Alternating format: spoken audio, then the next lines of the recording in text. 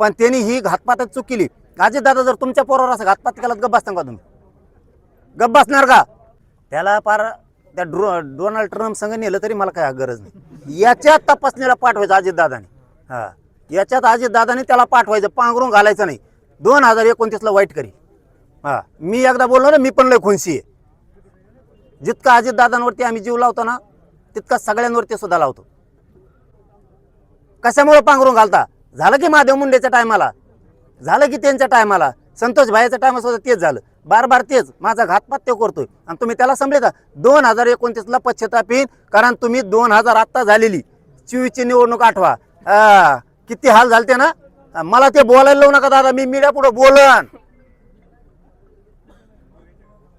तुमची किती तोंडाचं पाणी पळालं होतं ना, मी बोल ना अजय दादा मीडियात.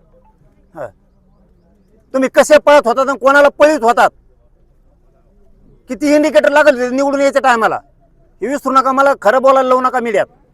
तुम्ही जर त्याला नाही पाठविलं ना, 29ला तुमची इतकी फजिती करील, तुम्हाला वाटत नाही तर विसरून जाईन. मी सरत नाही, मी सुद्धा लय खुनशी आहे. कारण मी जातवा नाही, मी बदल नाही करीत.